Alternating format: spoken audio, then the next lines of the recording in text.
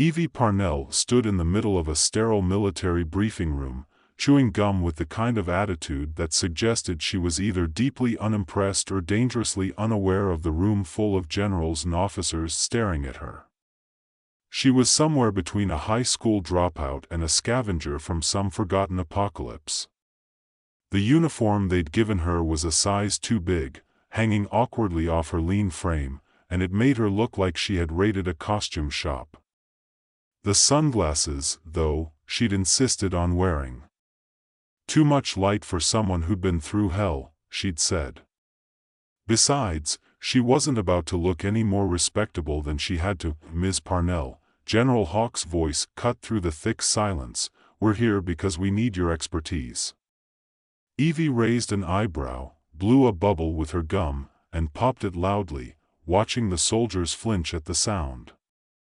The general, as expected, was not amused. "Really? My expertise? What, you need me to teach you how to get through a bug-infested hellscape without dying? You're one of the few survivors of a XYRTH attack. Yeah, well, if that's the expertise you're talking about, you're in the wrong room." Evie shifted her weight from one foot to the other, scanning the group of generals and officers seated in front of her. The kind of men who looked like they had never once questioned their own authority, who probably ate breakfast with a side of arrogance. "What, are you gonna ask me for tips on killing them? 'Cause here's my best one: don't. They've got more teeth than a shark on steroids." General Hawk's jaw tightened, but Evie was too busy chewing on the inside of her cheek to notice. She had survived an attack by the XYRTH, a race of insectoid aliens that looked like something out of a nightmare. Everyone assumed it was luck. Hell, she assumed it was luck, but the truth was, Evie wasn't afraid of them. She'd gotten out because she had no other choice. She hadn't fought them head-on. She'd outsmarted them. There's a difference. She wasn't here for their approval. She was here because someone had promised her one thing: revenge, and she'd take it, one way or another. "Ms. Parnell, we need your help," Hawk repeated, his voice like grinding gravel. "Not for your survival skills. For a more delicate matter." He gestured to a side screen. "Your survival isn't what made you special. It's the fact that you have something the XYRTH need." Evie's gum snapped again, louder this time. "You mean, the fact that I'm still breathing?" she asked, leaning back against the table, looking for a place to sit. She found the chair, gave it a once-over, and opted for the floor instead. "What, did they leave a note asking for a trade? Do they want to negotiate?" "I don't speak bug." A general at the back of the room cleared his throat. Evie turned, still chewing, as he adjusted his thick-rimmed glasses. "The XYRTH are planning something," he said, his voice high-pitched, almost shaky. "Something big. If we don't stop them soon, we won't have a planet left to save." "Yeah, I know," Evie muttered, her eyes sliding back to General Hawk. "I was there when they wiped out my entire settlement. Funny how the big plan always involves a lot of dead people." The officers exchanged glances, none of them daring to speak. Evie, however, didn't need them to. "Fine, I get it. You need me to help you stop the bugs." Her voice was flat, but there was a dangerous edge to it. "So tell me, why would I help you? What's in it for me, huh? You want your brother back?" The words hung in the air like a bullet. Evie froze, the gum fell from her lips as her heart skipped a beat. Her breath hitched in her chest, and for a moment, everything in the room seemed to slow down. Her brother, Sam, had been dead. She'd watched the colony's defensive grid fall, the XYRTH ripping through the barricades, tearing through everything. She'd barely escaped. But Sam had been. Evie blinked rapidly, trying to dispel the memory of him, of his voice, calling out to her as he was taken. "Gone." "Sam?" she asked, her voice almost a whisper. Hawk nodded, his eyes narrowed. "Alive, and in XYRTH hands." Her throat closed, and a wild, almost irrational fury surged through her. They had him. The bugs had her brother. They had taken her family from her, wiped out the people she loved, and now they had Sam too. For a split second, she considered strangling every one of them in the room, one by one, for even bringing it up. But then her fingers curled into fists at her sides. They'd lied to her before. She didn't trust them. "You're lying," she spat. "Ms. Parnell," General Hawk said, his voice softer now, more measured. "We've tracked his signal. We have every reason to believe he's alive, held in one of their breeding pits." Evie stood up, her fists still clenched at her sides. She was shaking now, not from fear but from rage. "If you think for 1 second I'm going to trust you people, we're asking you to trust us enough to work together," Hawk interrupted, his gaze intense. "We need you to help us negotiate an alliance with the xenomorphs." The room went silent. Evie stared at him. "You want me to what? Work with the bugs that killed my family? What, are you out of your mind?" Hawk took a step forward. "It's not what you think. The xenomorphs aren't just mindless killing machines. They have their own reasons for fighting the XYRTH. And we have a way to communicate with them." Evie's mouth went dry, and her mind reeled with the absurdity of it all. She didn't know if she was going to puke or laugh. But deep down, she knew something had shifted. Her hatred for the XYRTH was one thing. Her brother's life was something else. And if she had to work with the most terrifying creatures in the galaxy to get him back, well, she'd do it. She'd sell her soul if she had to. "All right, Hawk," she said, her voice cold and calm now, like the moment before a storm. "Let's say you're telling the truth. How the hell do we convince a bunch of bugs to help us?" Hawk's lips curled into a tight smile. "That's where you come in, Ms. Parnell. You see, you have something they want." She tilted her head, narrowing her eyes. "What could I possibly have that they want? A mind that's not entirely human." He paused, letting that sink in. "You've survived by thinking like them. That's something the xenomorphs respect. You've got their attention, and with the right leverage, you can make them listen." Evie glanced at the screen behind him, where an image of the xenomorphs, cold, terrifying creatures, glared back at her. "You want me to, what? Talk them into helping us kill their enemies?" "Exactly." The humor drained from her face. There was a darkness in her eyes now, one that matched the gravity of the situation. She took a deep breath, her mind racing, then finally nodded. "All right, let's do it. But if this turns out to be some kind of death trap, I'm taking you all down with me." Hawk looked relieved, but the other officers only looked nervous. "Understood, Ms. Parnell. You have our full support." "Well, isn't that nice?" Evie said with a dry chuckle, taking off her sunglasses and tossing them onto the table. "Now, who do I have to kill to get a drink around here?" Evie walked out of the briefing room with an annoyed grunt, her boots making sharp echoes against the sterile white floors. The other soldiers and officers scattered as soon as she passed, almost as if they could sense the storm brewing in her wake. The world wasn't ready for what she was about to do, and neither was she.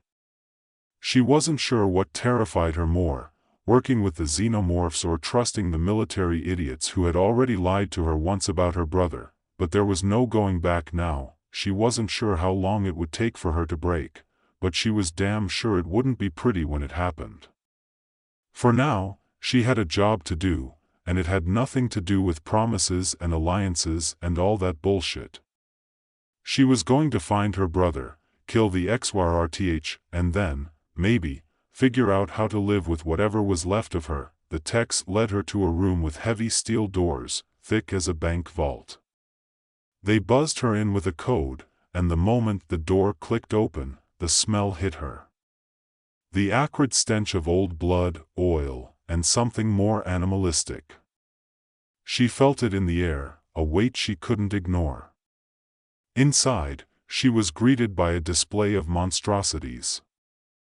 A dozen xenomorphs were contained behind thick glass walls, though "contained" was a loose term. They were anything but docile, twitching and hissing, eyes glowing in the dark. Their black exoskeletons shimmered like liquid tar under the dim lights, their movements precise and deadly. One turned toward her as she stepped inside, its head tilting in an almost mocking way, as if it could smell the fear she had worked so hard to bury. She resisted the urge to back away. "Ms. Parnell," a voice from behind her said, snapping her back to reality. "These are the xenomorphs we'll be working with. They'll help you." She didn't turn around. "Help me? That's rich. These things are only interested in one thing, eating me. They'll help you if you show them you can lead them." Hawk's voice was level, but it had that edge of, "We know you'll figure it out," that Evie hated.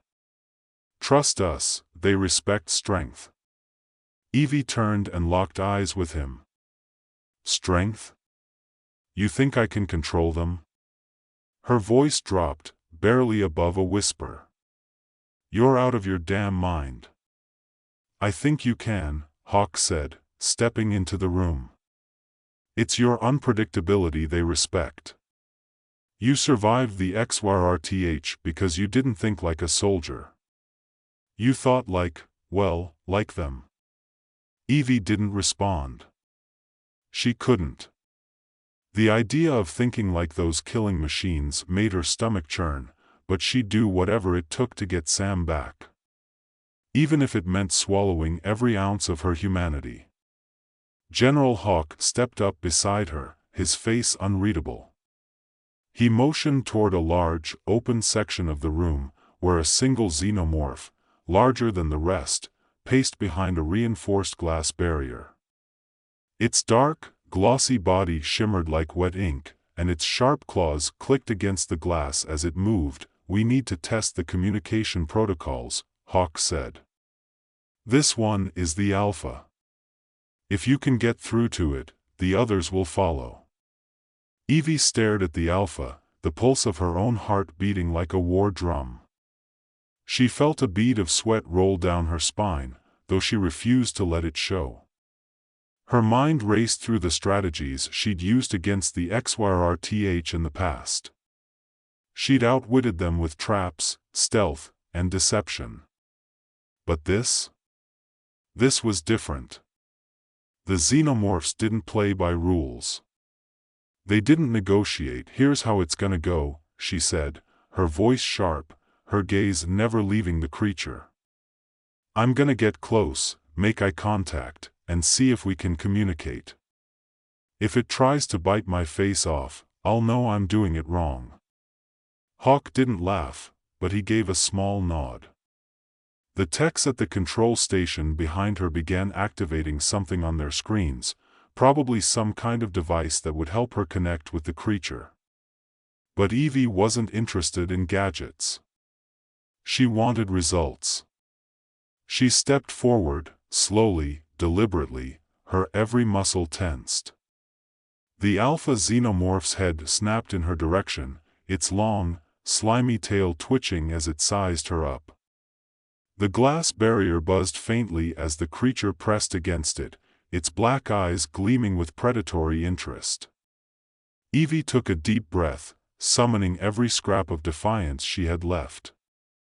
She wasn't just surviving anymore. She was going to make this work. "Listen up, Bug," she said, her voice steady despite the adrenaline. I'm not here to play. I'm here to get my brother back. You help me, and I'll make sure you get something out of it. You get to keep fighting. You get to tear things apart. You help me, and I'll make sure the XYRTH don't end you first. She stood there for what felt like hours, her eyes locked on the xenomorphs, her heartbeat thudding in her chest. And then, something changed. The creature's movement slowed, and for a brief second, there was a flicker of recognition in its gaze. It wasn't just hunger. There was something else in those black depths. Something that could have been understanding. Evie took another step forward, her voice low, almost a growl. You know what it's like to be hunted. So help me take down your enemies. I'll give you something to fight for. The Alpha cocked its head, its breathing slow and deliberate, as if considering her words. Behind her, the techs were murmuring. Hawk's voice was low. She's making contact. She's getting through. Evie's breath came in sharp, quiet bursts. She didn't want to believe it. She didn't want to hope. But the xenomorph didn't move to attack. It didn't lunge at her. Instead, it took another slow step toward her, its claws tapping softly against the glass. A low growl rumbled deep in its chest. Evie swallowed hard. She wasn't sure if it was an invitation or a warning. Either way, she knew one thing: this was the moment. She had no choice but to push forward. Good, she muttered. That's good. Now, let's finish what we started. The creature's eyes flared with a sudden, wild intensity, and without another word, it turned toward the group of soldiers behind her. The others in the room stiffened as if bracing for something terrible to happen. But the Alpha simply lowered its head and let out a guttural roar that sent chills down her spine. The others responded in kind, their voices unearthly and sharp, filling the room with a terrifying symphony of alien sounds. Evie stepped back, her hands trembling. It had worked. She had made contact. We've got them, she whispered to herself. The rest of the soldiers, the techs, the generals, they all just stared at her, wide-eyed. They didn't get it. But Evie did.